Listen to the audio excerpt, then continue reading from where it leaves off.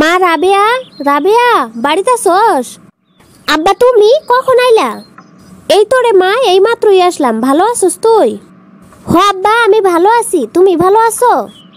আল্লাহ রাখছে ভালো। জামাই কই? জামাই রে দেখতাছি না যে। তুঙ্গর জামাই বাজারে গেছে। আসো আব্বা আসো, ভিতরে আইসা বসো। মার এই সাথে করে নিয়ে আসতে পারলা না? তোর মায় কয়েকদিন থেকে খুবই অসুস্থ, বিছানা থেকে উঠতেই পারে না, তাই তোর মায়ের সাথে করে নিয়ে আসলাম না, আমি একাই আসলাম তোরে দেখতে। আব্বা দাঁড়াই থেকে কথা কবা, আসো তো ভিতরে আইসা বসো। বৌমা তুমি কার লগে কথা কইতাছো? আম্মা আব্বা আইছে। তা বিআই সাহেব হঠাৎ কি মনে করে আমাকে বাড়িতে আসলেন? এটা আমার বিআই বাড়ি, বিআই বাড়িতে আমি আসতে পারি না নাকি? আসতে পারেন, কিন্তু যখন তখন নোংরা পোশাকে তো আর এই বাড়িতে আসতে পারেন না। এটা চৌধুরী বাড়ি, এই বাড়ির একটা মর্যাদা আছে। আসতে হলে ভালো পোশাকে আসতে হয়, বুঝতে পারছেন? আমার এই পোশাকটা নোংরা হয়ে গেছে নাকি? যাই হোক বিআই চইলেই যেহেতু আসছেন, করার তো আর কিছু নাই। হাতে ওগুলা কি? বিয়ানি আমার মাইয়াটা দারকিনে মাছ খুবই পছন্দ করে, তাই নিয়ে এলাম আর কি। দারকিনে মাছ নিয়ে আসছেন বৌমার জন্যে, আমাগরের জন্য নিয়ে আসেন নাই বুঝি? কি যে কন্যা বিয়ানি, আপনারাও খাইবেন, বেশি করেই তো নিয়ে আইছি। ছি ছি ছি, এই পচা দারকিনে পুটি আমরা খাই না, বুঝলেন বিআই সাহেব? বাজারে দামি কোনো মাছ পান নাই বুঝি, এই জন্য দারকিনে পুটি নিয়ে আইছেন মেয়ের বাড়িত? মা তুমি যে কি বলো না, তাও এর বড় কোনো মাছ কেনার সামর্থ্য আছে নাকি যে বড় বড় মাছ কিনে আমাদের বাড়িতে নিয়ে আসবে? তা অবশ্য তুই ঠিকই বলছস, ওনারা তো আবার গরিব, দারকিনে পুটি ছাড়া কি আর কিনবো।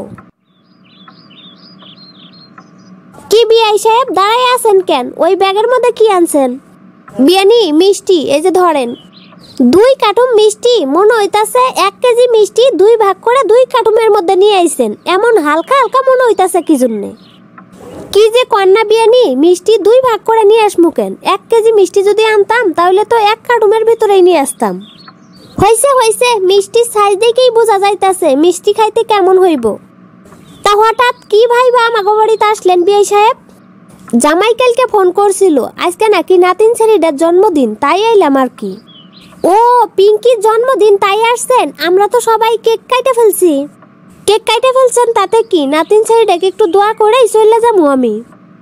নাতিনের দোয়া করে দিতে আইছেন? নাতিনের জন্মদিনে কি নিয়ে আইছেন বিআই সাহেব? এই যে বিয়ানি একটা জামা নিয়ে আইছি। ওমা এটা কোনো জামা হইলো? মনে হচ্ছে রাস্তার কোনো ফুটপাত থেকে এই জামাটা কিনে নিয়ে আসছেন। না না বিয়ানি, দোকান থেকেই নিয়ে আইছি। জামার যে সাইজ, এই জামা আমার নাতিন পরবে না। আমার নাতিনের সব জিনিসপত্র ব্র্যান্ডের। আমরা গরিব মানুষ বিয়ানি, তাই নাতিন ছেলেটার জন্য 500 টাকা দিয়ে একটা জামা কিনে নিয়ে আইছি। আপনাদের কাছে এই 500 টাকার মূল্য থাকতে না পারে, কিন্তু সারাদিন মানুষের বাড়িতে কাজ করে আমি এই 500 টাকা পাইছি। সেই টাকা দিয়ে নাতিনের জন্য শখ করে জামা নিয়ে আইছি, আর আপনি এইভাবে কইতাছেন? করবো না? আমার নাতিনের জন্মদিনে কি গিফট করেছি জানেন? স্বর্ণের একটা আংটি, 5 লাখ টাকা দিয়ে একটা হারও বানিয়ে দিয়েছি। আর আপনি 500 টাকা দিয়ে সামান্য একটা জামা নিয়ে আসছেন? ছি বিয়ানি, আমার যদি টাকা থাকতো আমি দামি কোনো জিনিসই কিনা দিতাম। সামান্য 500 টাকা দামি জামাটাই আমি কিনা নিয়ে আইছি অনেক কষ্টে। আমার নাতিনের জন্য আপনার কষ্ট করে জামা কিনতে হবে না। এই জামা আপনি রাস্তার কোনো ফকির মিসকিনে দিয়ে দিয়েন। এমন কম দামি জামা আমার নাতিনকে আমি কখনোই পরতে দিব না, বুঝতে পারছেন? বুঝবার পাইছি বিয়ানি, আর বলতে হইব না। আম্মা আপনি কিন্তু আব্বারে অপমান করতেছেন। অপমান করব না? তোমার বাবার বয়স হয়ে গেছে, এখনো কি হুশাক্কেল হয় নাই? মেয়ের বাড়িতে যাওয়ার সময় কি কি নিতে হয় তাও জানে না। নিয়ে আসছে দারকিনে মাছ, 2 কেজি মিষ্টি আর জামা। ছি, মেয়ের বাড়িতে যাওয়ার সময় কি কি নিতে হয় জানো? দই, মিষ্টি, আপেল, আরো কত কি। আমার নাতিনের জন্মদিনে কি গিফট করছি তুমি দেখো নাই? স্বর্ণের আংটি, স্বর্ণের হার। আমার আব্বা গরিব মানুষ দেখে তাই বলে আপনারা এইভাবে অপমান করবেন? শখ করে জামা কিনে নিয়ে আইছে, দাম কত হয় হোক, তাতে কি? বাবার প্রতি খুব দরদ দেখতেছি। যাই হোক, চলে যেহেতু আসছে, করার তো আর কিছু নেই। যাও তোমার বাবাকে নিয়ে খাবার দাও। আচ্ছা ঠিক আছে আম্মা, যাইতাছি। খাওয়ার লোভে 2 দিন পরে পরে বৌমার বাবা এই বাড়িতে আসে। আজকে এমন অপমান করব, আর কোনোদিন এই বাড়িতে আসবে না। আব্বা আমার কথায় কিছু মনে করো না তুমি। আম্মা অমনি, তুমিও অনেক দূর থেকে আইছো, মনে হয় অনেক খিদা লাগছে। চলো আব্বা খাবার খাবা। আব্বা আজকে কিন্তু তুমি যাইতে পারবা না, আজকের দিনটা থাইকে যাবা। না রে মা, থাকুন যাইব না, তোর মায় অনেক অসুস্থ। জামাইরে সাথে করে নিয়ে তোর মায়ের দেখে আসিস। আচ্ছা ঠিক আছে আব্বা, যামুনি, তুমি খাও তো আগে। বৌমা তোমার বাবাকে টেবিলে কেন ভাত খাইতে দিছো? তোমার বাবা টেবিলে কোনোদিন ভাত খাইছে নাকি? তোমার বাবাকে মাটিতে ভাত খাইতে দাও, আমরা টেবিলে খাবার খাবো। আম্মা, আব্বা এই বাড়ির মেহমান, আব্বারে নিচে খাইতে দিলে কেমন দেখায় না? ঢং কত, তোমার বাবা তো সবসময় মাটিতে বসেই ভাত খায়, আমাদের বাড়িতে মাটিতে বসে খাইলে সমস্যা কি?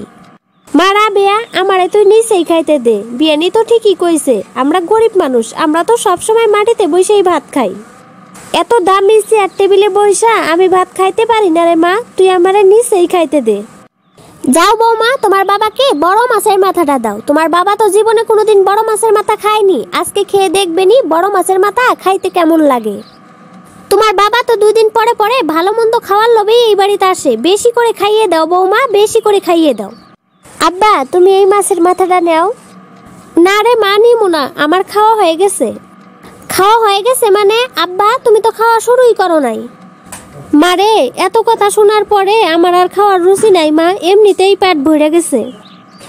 আব্বা, তুমি কেন এই বাড়িতে আইছো? তুমি যখন এই বাড়িতে আসো তোমার এইভাবে ওরা অপমান করে দেয়, তোমারে যে অপমান করে আব্বা, আমার সহ্য হয় না, আমার অনেক কষ্ট হয়। মারে, আমরা গরিব মানুষ, আমার করে কত কথা শুনুন লাগে। তুই থাক রে মা, আমি যাইগা। যাও আব্বা যাও, আর কোনোদিনই এই বাড়িতে আসবা না, মনে করবা তোমার মাইয়া মরে গেছে। তোমারে যে এত অপমান করে তবুও তুমি কেন এই বাড়িতে আসো আব্বা?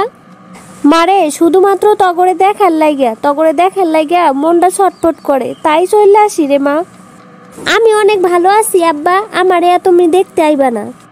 তুই যে কত ভালো আছো সবই বুঝি রে মা, থাক মা জায়গা, আর কোনোদিন এই বাড়িতে আসবো না। আব্বা, তুমি গরিব বইলা ওরা সবসময় তোমারে যে এইভাবে অপমান করে, এর বিচার একদিন আল্লাহ করবো দেখনি। মারে, গরিব মানুষের অনেক অপমান হজম করতে হয়, থাকলে মা জায়গা। কান্দিস না রে মা, কান্দিস না, জামাইরে নিয়ে যাইস আমাগো বাড়ি।